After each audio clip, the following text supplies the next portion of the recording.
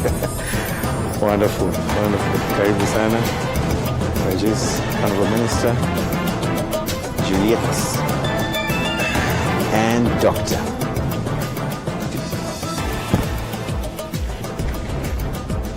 I'm hoping that you're well, and I'm also hoping that you have actually charged your interactive devices. If you'll be joining us via the X platform, I'm hoping that you've also loaded your data and you're ready to actually be part of this very, very interesting and very important conversation tonight.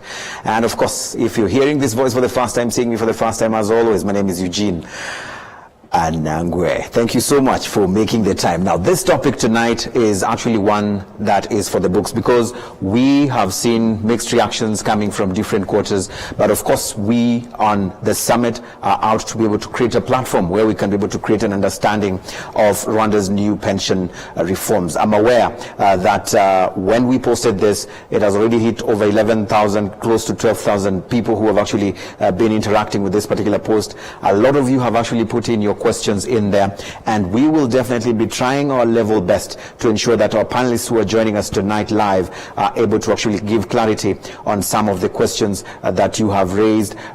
We have one like Noel Olivier, who's actually saying, why do we have to compare the percentage pension with other countries? Do we have the same minimum wage or salary base? The level of inflation we have is the same. We still have low salaries compared to costs of markets, plus salaries that do not correspond with the degrees in medical field, and so much more. There's just so much questions on this particular issue, and that's why I said this particular show is very, very interactive. And because it is interactive, we are live across digital platforms, including YouTube. All you need to do is just get onto our YouTube channel, and you will be able to leave your comment on the side right there on the chat box, and I'll be happy to come in and read your feedback. If you're on the X platform, please use the hashtag #TheSummitRW, and I'll be able to come back and be able to sample your feedback on this particular issue. So, what are we talking about tonight? It is actually the reforms that are in line with the pension, and of course there is a frequently asked question answered on the rssb.rw website. And once you're in that particular website, you can be able to see that there's a prompt right there that will take you directly to some of the frequently asked questions, and right here is where I am. And all those facts or frequently asked questions are in all the three national languages of Rwanda, and this is what we'll find right there. You'll see why is the government of Rwanda implementing these pension reforms. And of course there are people who've been saying that these are RSSB reforms. Are they RSSB reforms? We'll be able to find out. But of course when you read here, you'll see the language is a collective reforms from the government of Rwanda. And of course you can be able to see the contribution rate hasn't been reviewed since 1962, and this is prompting this particular reforms in this particular sense, despite the life expectancy in Rwanda increasing from 43 years then to almost 70 years now. And of course they say that this means that pension needs to cover a much longer period. There's also what will be taking place from January 2025. The number will go up from 6% to 12% from January 2025. This doubles the amount going in your pension fund. What is your take on this particular issue? That is what will be coming here to be able to sample in the course of this program. I would like to introduce our panelists who have joined us, and of course most of them due to short notice, but of course seeing the importance of this particular conversation, it's been very important to be able to have them. I have the Honorable Minister of the Ministry of Finance and Economic Planning, Yusuf Murangwa. Thank you so much, Honorable Minister, for joining us on this program. Also with us is none other than Regis Rujamanshuro, who's actually the Chief Executive Officer of the Rwanda Social Security Board, RSSB. Thank you for making time. With us also is Juliet Karitanyi. Karitanyi is actually a women's rights activist. She says she would like to also put her voice on this particular conversation. Thank you for making time. Also with us is Dr. Joseph Riarasa, who's actually the Executive Director, Never Again Rwanda. Thank you for joining us on this program from a civil society perspective. Thank you so much for making time. I want us to be able to start off this conversation from what we've seen, mixed reactions in equal measure. And I'm probably going to start with you, Regis, because we have seen most people talk about these reforms touching on an institution that you actually lead in this particular sense.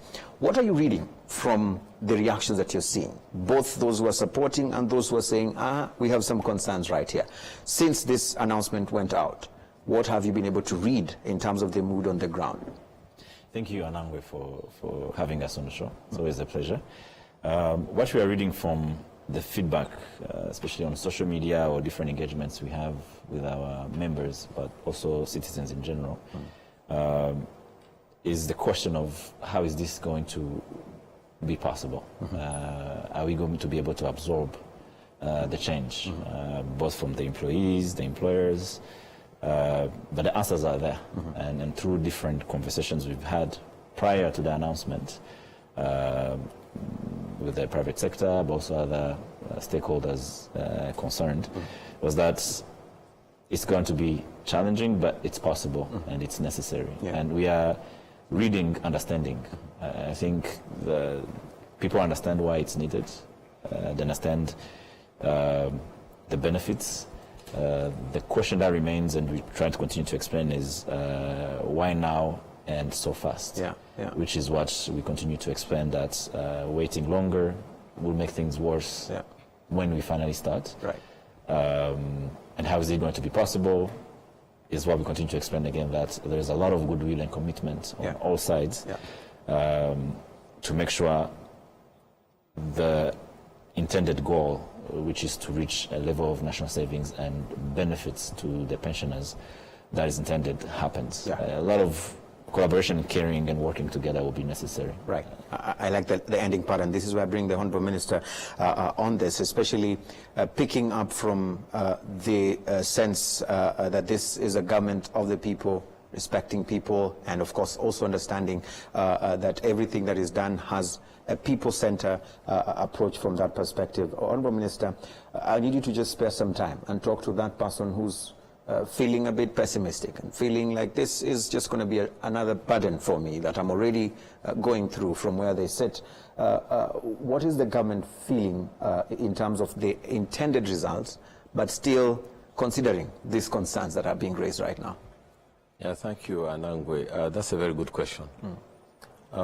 We have three main objectives with this decision. As you said at the beginning, this is a decision that has not been revised since 1962. Since 1962 to today, almost 60, 70 years. So it's a long period of time. And at the same time, the cost of living has changed, the standards of living are changing, life expectancy is changing, yet we have three things to address. The first thing is people that are in pension today, they need to live a good standard of living. And it's difficult because they've provisioned very little. Since 1962, they've provisioned 3% of their income. And the employers have also provisioned 3%, total 6%. That's not sufficient to have a good standard of living today. In 2019, I think 19, the minimum pensioner was getting around 5,000 Rwandan francs. At that time, we realized this is not enough. And it had to be almost tripled to around 13,000 Rwandan francs. And still it's not enough. So we have to keep on increasing that. And to be able to increase that on a sustainable basis, it means that we have to do something. It's two sides of an equation. If you want to increase one side, you have to also increase the other side. So justifying the increase. Two, Rwanda, we are looking forward to very high standards of living in the future. Come 2035, we want to be a middle-income country. In fact, a higher middle-income country. Come 2050, we want to be a high-income country. And we want even pensioners to benefit that standard of living.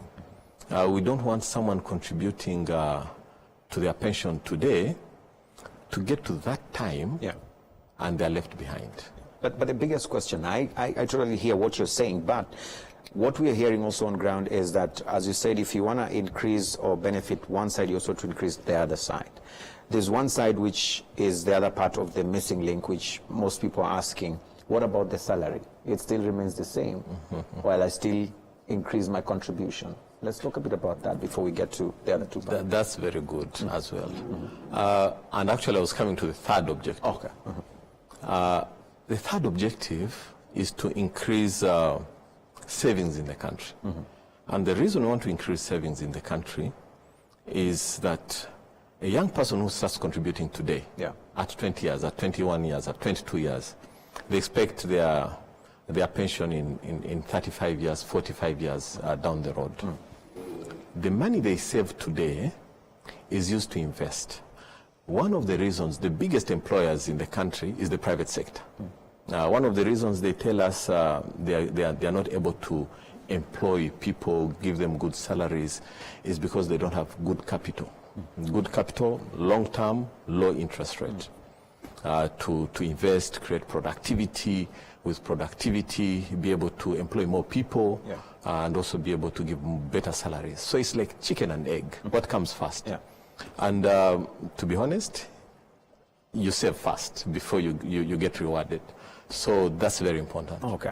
We'll come back to talk more a bit about that. Juliet, I want to bring you on this conversation, especially from where you sit as a young Rwandan who's aspiring, and this is actually somehow targeting this generation and many others, especially if we're looking at long term.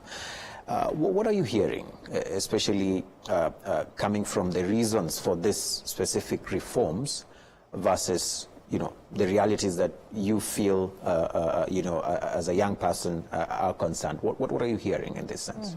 Okay, thank you so much. First of all, I'm hearing that we are not against the reform. As young people in Rwanda, I want to make that clear, and from what I've also read, the issue is the timeline. So I also followed up the conversation that the both of you had online with the journalist, where you said that we could have done this even 5 years ago. And now we are wondering if you guys took time to think about that 5 years ago, can we also have time to process? Because I think I was joking with Regis before the show that we had reforms and changes around Nyakatsi, wearing shoes, and so many, even dropping the plastic. But these things take time. They take communication, understanding, making people understand. Even the dialogue that we're having today is important. So we want to also have time to process. We want to have time to adjust in our budget. I was also wondering, as the government, you've already submitted your budget, 2024-2025, and you are one of the biggest, if not the biggest employer in the country. Where is this money coming from? Where is this money going to come from? We have people from civil society who have already their budget set already, even the private sector. Now that's where the problem comes in. Now we are also thinking about our take home, because that's where it hurts, because you're going to take in our pockets. Some of us already have loans that we are paying from our take home, and this is going to affect us hugely. And some of us are also contributing in our families. The same people that the government is also trying, and I love that they are even thinking about people who are already taking the pension. But the same young people also contributing in their families. They call that black tax, but we are still doing. So those are the questions we have, but most importantly, it's the timeline. Can we have at least 2 years? Before this reform come into place, so that by the time we start implementing them, we also have time to organize ourselves, and also if people have to go and adjust in their bank accounts, if people have to move their kids to other schools, because this is going to affect parents, this is going to affect families, it's going to affect all of us. Right. So we're going to come back to that. I've seen Regis has also taken note of that, and the Honourable Minister also picked that. But let me hear from Dr. Joseph. From where you sit, I'm sure you've put your voice on this on different platforms.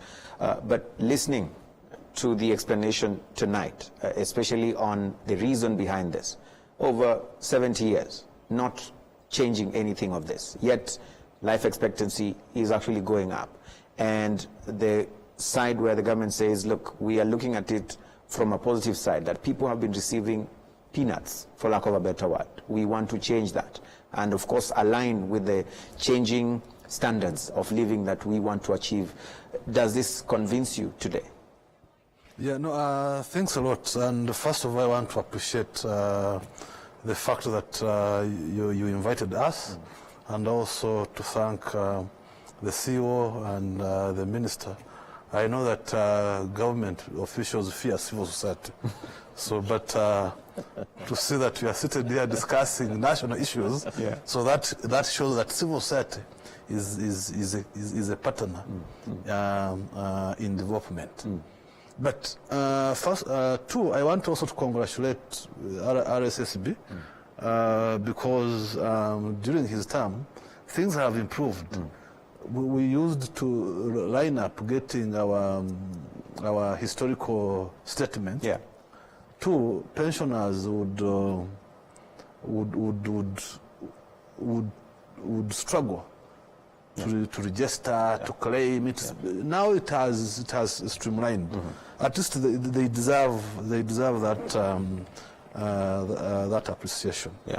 But as a civil society, and I think when you read all the messages I put out, it comes from the role of the civil society. Civil society, we are the voice of the voiceless. Two, we make sure that we advise governments in policy formulation. What is the advice you'd give tonight on this issue from where you said? So,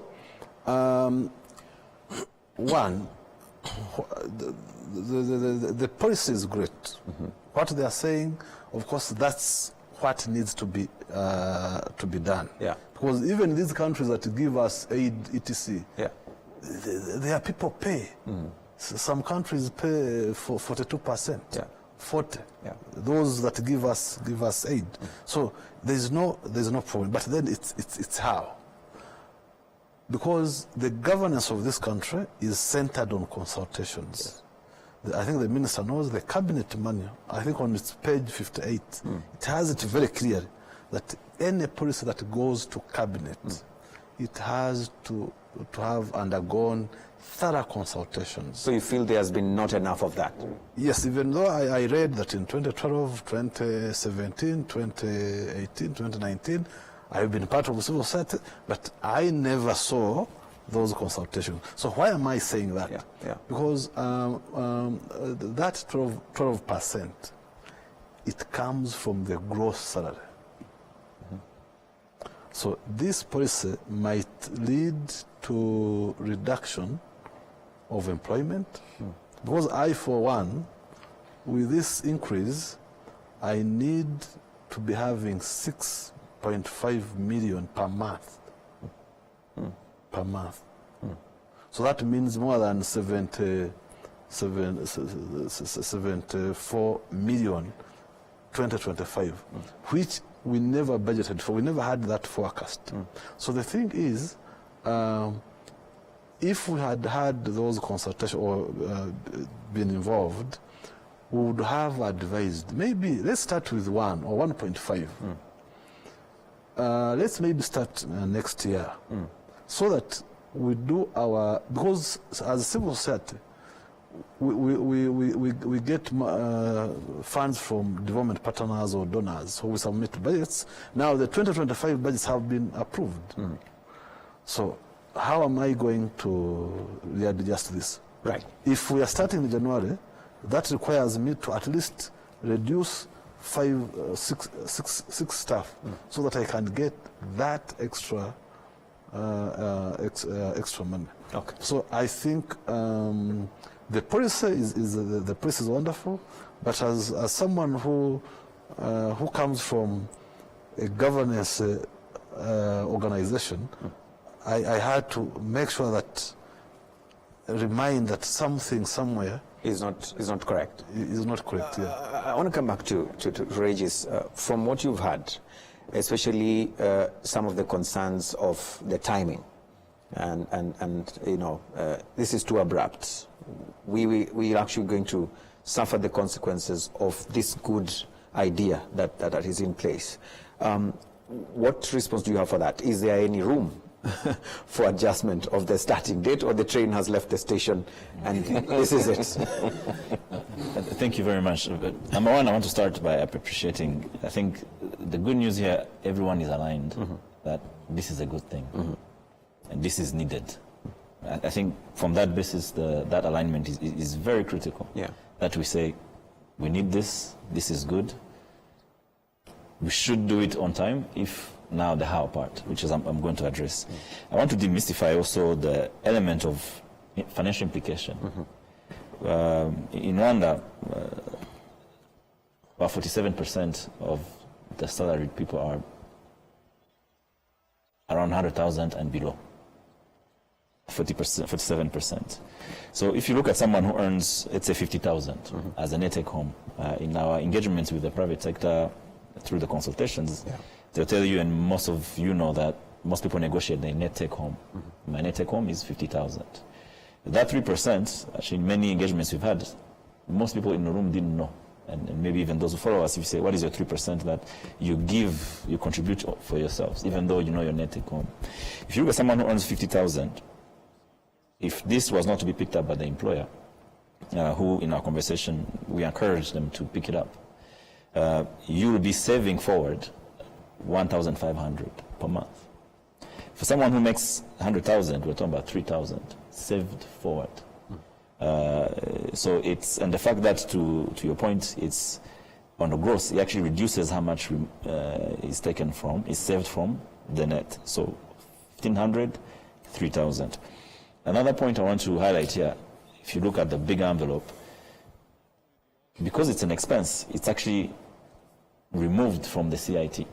So this money, you're actually already paying it. You are just switching pockets. You will go from what you paid on CIT, because it's from your bottom line, to becoming an expense, which is deductible from your CIT. So in any case, from an employer perspective, the difference is really, it balances out in a way. So I wanted to give that picture so that it doesn't sound like people won't be able. Of course, it's not little money, even 1,500. It's still money, but you are saving it forward. And another point I want to highlight is, for the time of we work, a young woman, a young man working for their career of 35 to 40 years, you have been contributing 3% of your salary. Now it's going to be 6%. But when you retire, let's say you've worked for 40 years, you will be receiving 80% of your average last 5 years. So from 6% monthly contribution, you take home when you retire 80% of your last 5 year average. From 6 to 80. So I wanted to, the benefits, which is clear. On the why now, I think it comes down to those historical consultations that have taken place since 2012. If you, the science is simple. If you have to do something now, and you can somehow afford to delay it, but you know that every day or every month you delay to do it, it will be more expensive to do it. It's a decision you take, and that decision, through many consultations, we've discussed those who were in leadership of PSF over time, they will share. It was intentional, and I'll tell you how in 2015, rather than touching contribution, an intentional decision was made to say, because again, the timing wasn't right to accommodate. Say, let's not increase contribution because the employer, the employees, the same conversation we're having, let's increase the years it takes to retire, 55 to 60. And now, we are here. It was well and possible to say, let's give another year. But to whose benefit?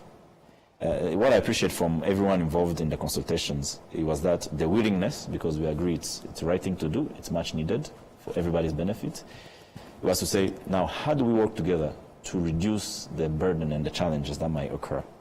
And number one, in the sense that there's a balance from CIT to the new contributions, but also it could be that some employers indeed might be challenged. That's where you ask, has this trend left?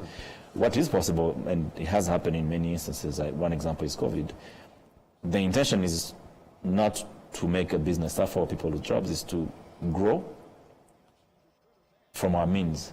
And what has been agreed on is on a case-by-case basis, when it's proven that a business cannot afford it or there are negative implications, one of the possibilities could be, if you request and you show that you indeed can't, you can be allowed, I use the word could because you still have to apply and be eligible, not to pay, but still have to declare. So if you have to adjust your budget in June, half year, you can start declaring month, January, February, and then as long as you pay off your due balance by end of the year, there will be a conversation with a goodwill and supported by the other government stakeholders to say, okay, for the greater good of things of what's intended, it makes sense that rather than cutting jobs, waive penalties, waive interest, and allow businesses that have proven they can't afford it to actually still fulfill their responsibilities to their employees, to the country, but also for us, business of RSSB is not to charge penalties and interest. The intended goal is to grow savings and provide a dignified retirement for our members. Right. We'll come back on that, but let me bring in the Honourable Minister, because you touched on the aspect of part of the agenda for these reforms is to encourage the saving culture. I want to talk a bit about that because there's a very interesting comment from Adonis Yamo on our YouTube live stream right now. And Adonis is saying, I am 25, I start saving now, but I get little amount to feed myself. All right? And then she continues, says, I might die at 35, who knows? I would be, it would be a win-win, raise the contribution and raise the salary. This is their argument. But also, as you respond to this, I want us to talk about a generation that has to be understood now. And a lot of people have spoken about this, even when you're asking the current generation about the future. They want now. They're talking about now. They're concerned about what am I going to eat today? How am I going to survive today? How will you change this perception? And then how can policy work around that big question that is the elephant in the room? What about an increase in salaries? Thank you very much. Before I get to that, there are three facts that I want us to clarify. Yeah. The first one is we can always benefit from more time. Wherever you want to make a decision, most people will say, give us more time. But we have to get to a time when we say, this is the time. And for the last 70 years, we've been pushing this, and especially in the last 15 years, pushes 5 years, 3 years, 1 year, now is the time. So getting more time, 2 years, we already got 2 years. We already got 5 years. So, and this now is the time to implement the decision. We can always benefit from more consultation. That's a fact, because we are seeing pockets of stakeholders who say we weren't consulted enough. Actually, some say we weren't consulted at all. At all, yes. Actually, it's actually possible. But we can always benefit from more consultations. Yeah. We did a lot of consultations. Consultations were done before I took responsibilities. When I took responsibilities, we did a lot of consultations. But still, there are some pockets of stakeholders that maybe we didn't reach. And actually, by doing a show like this one, we are trying to continue the consultations. And we will continue with the consultations to make sure that we continue bringing people on board to understand these issues. And it's very important because sometimes you might think there is a big burden, and in actual sense, there could be a burden, but not that big. The CEO explained this can be dealt with, for example, from your bottom line before paying CIT taxes. So people may need to understand that so that they appreciate the burden. Yeah. 3, for every decision, there's always a burden. For taking the decision or not taking the decision. You take the decision, there is a burden. You don't take the decision, there is a burden. You just have to wait and see 3% burden vis-a-vis 97% situation status quo and the potential benefits down the road, and when you weigh it and you see that the burden of not taking the decision is higher than the burden of taking the decision, it makes a lot of sense to take the decision. So in this case, the burden of taking the decision merits, crosses the tick from what you said? Big time, big time. Yeah. And this brings me back to your question. Yes. Young people now want to survive today. There's a young person that told you that they may die at 35. They will not die. We don't want them to die at 35. The government have been doing everything to push the life expectancy to 70 years so that you don't die at 35. But many live from, check to check, hand to mouth. Yes. And so they feel saving, what am I saving? Yes. My salary is still little. That's very important. There is never enough resources to save. Saving is a decision. It's not because you have a lot of resources to save. And the good thing about saving, when you save, you create space for investment. When you invest, you create space for more income. And then the cycle continues. So unless you save, you'll never get enough income. It will always be downstream. Yeah. So this is very important to be understood. Yeah. What about the question of those who say, can't salaries also be increased in this case? Is there any room for policy to drive that? Or this is something that is out of your hands? No, it's in our, and actually this is what we are doing. When we invest, because one of the biggest constraints of increasing salaries, especially in the private sector, is low levels of investment. And the reasons they have low levels of investments is because there's no capital. There's no capital, there's no resources available for the private sector to invest. And this decision, one of the best outcomes of this decision is that it's going to make more money available through savings to the private sector to invest, improve productivity. And that automatically, when productivity improves, automatically two things happen. More people are employed and the salaries increase. So it's chicken and egg. But the chicken and egg here tilts more into savings, then more salaries. Okay. Juliet, you've had the train has left, but there's room for it to stop and wait for someone to still come in through the available mechanisms of supporting those who feel indeed it is going to be a difficult move for them to actually fully implement. Are you still convinced that people like you and others who feel that this is too abrupt, are you feeling convinced now with that answer? Personally, I am not, because at the end of the day, I'm looking at my take home. For instance, a friend of mine just said, if she earns 1 million, that is 60,000 that is going to be taken away from her pockets. Yeah, and from the examples that I heard from Regis, is mainly like the people who are earning like 50, 100,000, and it seems small. Small, maybe, as the minister said, the burden is still a burden, but not that much. But now for someone who earns 1 million, let's say, for example, 60K is a whole money for transport. This is the money for, let's say, month rice or something, like it's something that is being taken away. And this is where it hurts. And I would love for the two of you and everyone working on this reform to really think about young people who are my age and younger who are contributing, and we are going to benefit from this contribution in the future. And another friend of mine said this, and this is a question that I would like to ask the two of you. Can a pension saver use his saving as a collateral in the banking system if they believe, the government believe, he will get that money at 65 when they retire? So I would love for the government to think of ways where we can strike the balance. Are we going back maybe to 55 so that by 2030, when I'm contributing 20%, I'm able to retire at 55 and go enjoy my life in the village, you know, because you say that the reason why you brought it at 60 is because we were contributing less. Now that we are contributing more, can we reduce the years to 55? So that by today I'm 35, but I know that in 25 years I'll be able to retire, and my kids actually are going to be to profit.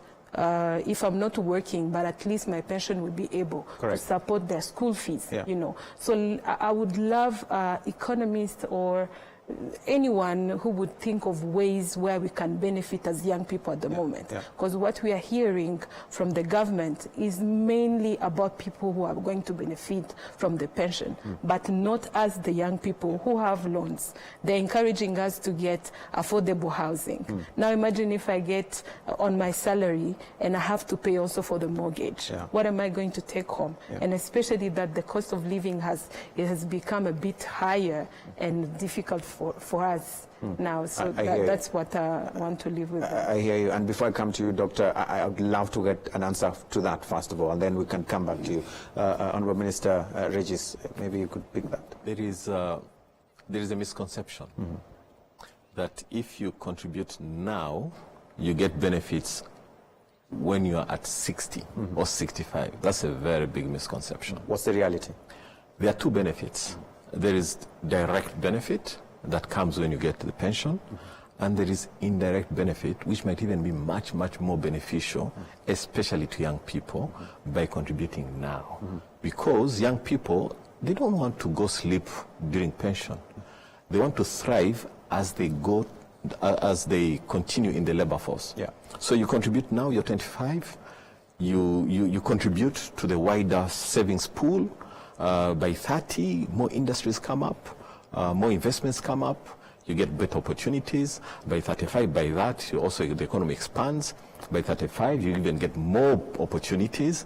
By 40, you thrive. By 50, you even thrive even much faster. By the time you go to pension, you've hit 5 birds with one stone. True, Honorable Minister. That's a beautiful picture. But the reality, I've hosted different panels, and when you ask entrepreneurs or young people what's their biggest challenge, it's always still access to finance. How is this going to change that narrative? That they'll feel like now, from what she said. I want the CEO to talk about something that is going to be launched because of this contribution. Okay, let's talk about that. Thank you very much. And I think Honorable Minister made a very good point on the benefits you get immediately. Yes. And how is that happening today? Over 7% of all the jobs created in this country are directly or indirectly from the investment of RSSB. So from the, the 60,000 or 20,000 people are giving, collective contribution lead to over 7% of the jobs created. As you might well know, NST2 is going to be private sector led. Our goal is that as we invest more in the private sector, we can even double that number. Again, I just want to explain more of what the Honourable Minister mentioned. In regards to how are we going to make it happen more, before March we're going to launch a SME fund of 30 billion Rwandan francs, going to private sector. We talk about job creations, affordable financing, what you highlighted. Today, it's no secret, there are companies that are listed on the stock market, Mahui, Prime Energy recently, that benefited from a good deal in terms of financial structuring compared to what they would get from the banks. We hope we get more. These 30 billion is just a start. Not only we're going to mobilize friends and partners of Rwanda who are interested in growing our economy, profiting from its growth, to co-invest with us. So that's one thing that's going to happen immediately. Number two, we're also going to launch a research and development fund, which is very critical, especially for the young and innovators who need to have an opportunity to try. Without enough savings, where every penny has to be, make sure it works. Nobody takes a risk on those who are trying. And it's very rare, if at all possible, for economies to grow and to create more jobs and create a middle class if you don't give the young, the youth, or any entrepreneur room and financing to try. So those things are going to happen, leading to bigger productivity, growing the economy, more jobs, more savers coming back to save. And I want to talk about what you mentioned about the 1 million. One of the other changes we spoke about is that we are going to link the transportation or lump sum for those in civil servant, one in the part of the basic contributable amount, meaning one of the reasons why 47% of the population is below 100,000 is because transport is not accounted for. And only 1 million of the salaried people, or only 5% make above 1 million. If you look at how much actually they earn, take home, it's bigger than 1 million or bigger than 100,000. So this change is also going to help people that when they retire, a person who was making 600,000 and yet when they retire, as things are today, they earn 89,000. This is a real scenario. Yeah. Will actually earn about 500,000 because of these changes that we are making today. Yeah. So that's good for you because now you'll be contributed for on the right amount, but also for you later when you retire, but also for those who are going to retirement soon. Yeah. Thank you. But interestingly, I want to ask this because, and I'll come to you, I've not forgotten, just pack that thought and I'm going to come back to it because this is very crucial. There are those who feel that these reforms are aimed at increasing, governments raising in terms of the funds that government wants to raise, and then push them to investments that then, the funds that you're managing at RSSB. But the concern has always been from different quarters that these investments are not guaranteed that they'll actually come to fruition, and some funds might be lost in that particular case. I need to speak to that as well because some people feel this can be a gamble, for lack of a better word, with their funds, and they've gone through a lot to actually get it, with the hope that these investment funds will be able to come back and support them in future, and yet it doesn't come to that. Someone is asking, what is the return on investment on all these particular projects that have been happening? What is the rate? What is the trend? Maybe you can also share that. Thank you, and I'm glad you asked. Yeah. For the past 5 years, the fund has been growing at a compounded annual growth rate of 15%. Today, it's at 2.6 trillion Rwandan francs. As for the return on investment, this year, as of the fiscal year that was completed in June 2024, was at 11.08%, representing a net income of 418 billion, but a direct return on investment of 240 billion. So I wanted to give the confidence to our members and citizens that the fund is growing. There's this picture that is painted, but these investments are not doing well. To use a comparison, if you look at the financial sector, banking, for instance, the central bank guidelines say NPL, non-performing loans, has to be around below 5%. If you are to use the same analogy, investments made by RSSB that are, you can say on a watch, I would say, are below 5%, close to 4%, which means it's not to say it's okay, but it's actually, if you compare in that scenario, these investments are on watch, and it's below around 4%, around 4%. Just to say, the rest of the portfolio is doing very well. 65% invested in fixed income, term deposits, central bank, 27% in equities. These are the ones that come to create jobs. And the role RSSB, in comparison to our peers in the region, we play a much better and bigger role in national development efforts, where we play as an anchor investor, de-risking some sectors, and then exiting. We've exited quite a few last year that turned out very well. So that role is also particular to Rwanda because our ambition as a country needs resources. And what better way to do that if not from Rwandans, especially when it's possible? Yeah, maybe the language is very jargon for that common person to understand, especially someone who says the golf course, for instance, and I've been contributing, but I can't even walk in there. I can't even be allowed to go in there. And this is my money. How do you make them understand this investment? They might be feeling, no. Why are you taking from me to invest in such a thing, and me, I want my money now to do my thing? Just in simple terms. Thank you. Very good question. And a project like the golf course, some projects, if you can look at the convention center, where also the fund has invested. You can look at different investment in hospitality that have been invested. if you look at the benefits, number one, the economics have to be right. So the golf course is a profitable project, right? Number two, it attracts even more investments. Today, as we speak, and I'm very happy to share live that we are in the final stages of negotiation with an investor, for an investor who's going to build a 6-star hotels around the golf course. Those things will not happen if you don't invest in the infrastructure, where you have 47 kilometers of infrastructure, a beautiful 5-star new clubhouse. To convince a foreign investor to bring their own hard-earned money to build a 6-star hotel around that. Can we model this into a dividends kind of thing? Yes. Is it possible? Absolutely. In terms of dividends, like any business, yes, you have a business plan on how soon am I going to get my money back. For contributors, yes. For contributors, yes. The surrounding land around the golf course has multiplied more than 3 times in terms of valuation. These people investing around building houses, it's a real estate game, if I may say so. And when you build a hotel there, the benefits that come from the hotel back to the fund are the same money that goes back to be reinvested on behalf of the members. So the economics of the investments are solid. Yeah. It will be a profitable investment. The demand is there. We've had offers of, can I build all around the golf course?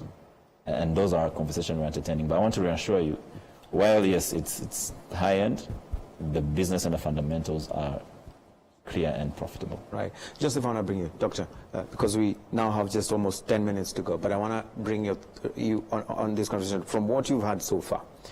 If we had to go back home from this conversation tonight, what do you feel has been responded to? What do you feel they still need to fix this area, if this is something that can be understood across the board, or is it even possible?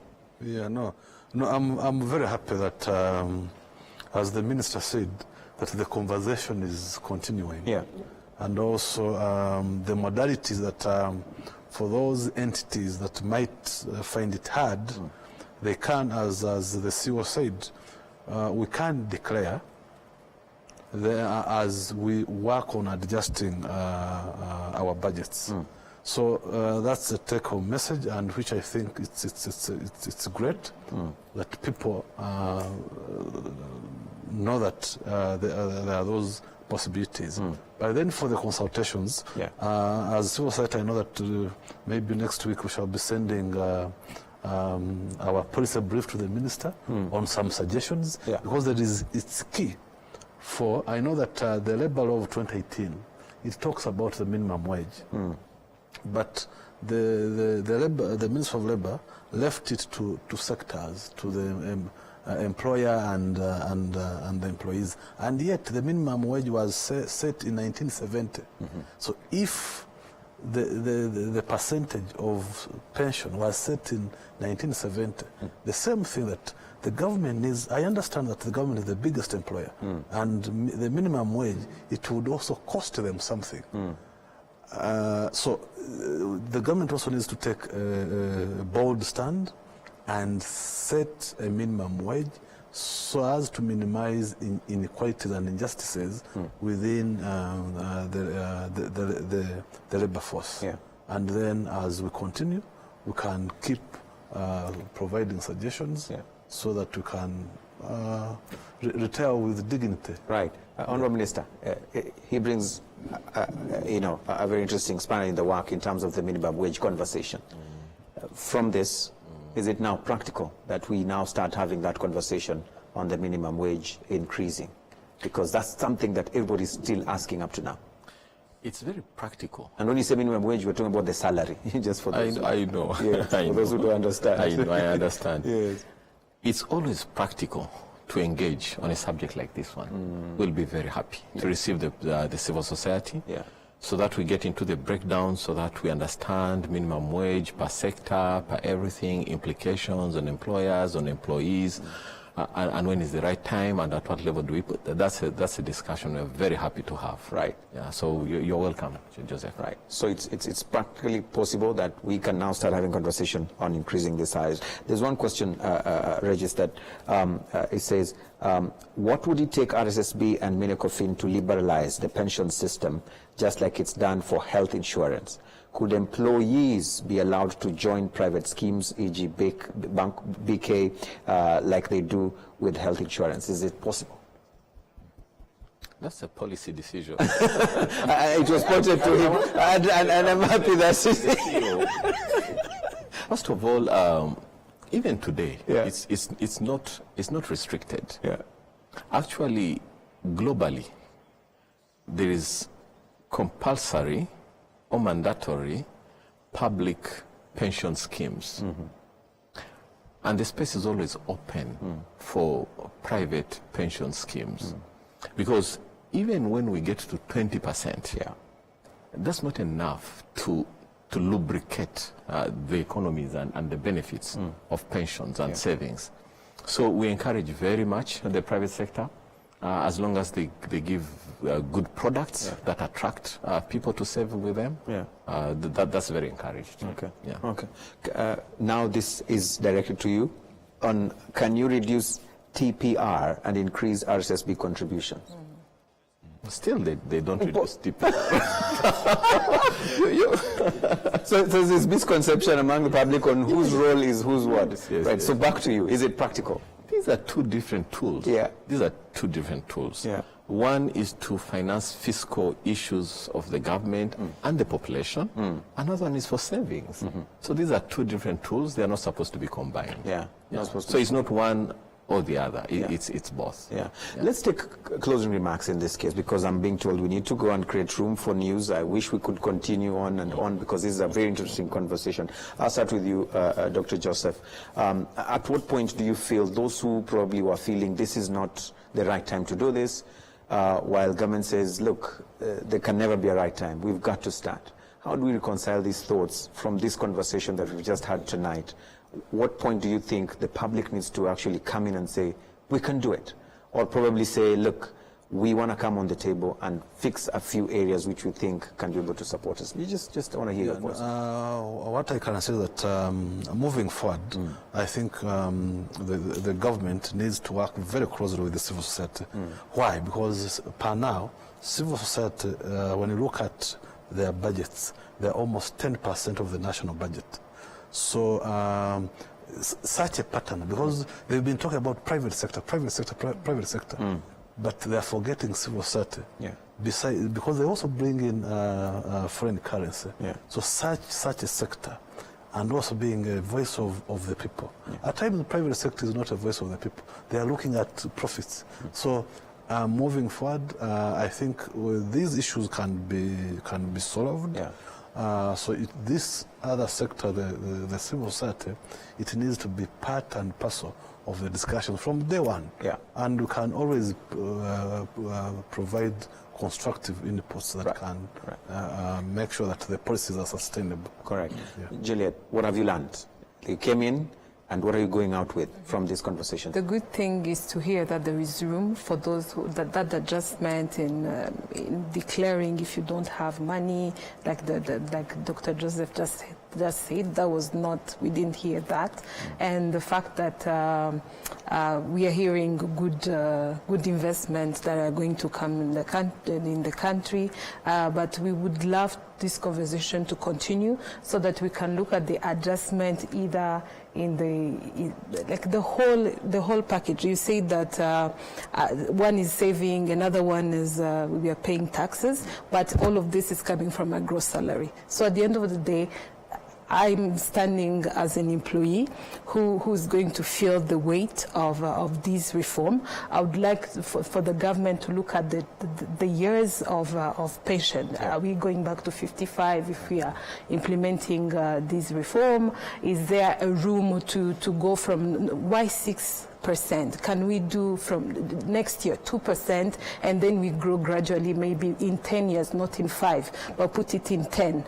Those are the conversations that I think we are not going to do it in the next 3 minutes. But if you also involve not only the civil society, even the population. Someone asked why is a women rights activist on the show, but even someone from Nyamasheke, Rubavu, or anywhere else, they are allowed to come and have this conversation. Yeah. So let's have the conversation and dialogue, and slowly but slowly we'll understand. Right. Yeah. Thank you. I'm coming to see you, then we'll finish with the Honorable Minister, especially on the loopholes. Do you feel, and what probably strategies have been put in place to allow, to avoid, loopholes? Because this could also lead to some employers now paying through orthodox ways to try and avoid, going through this particular system.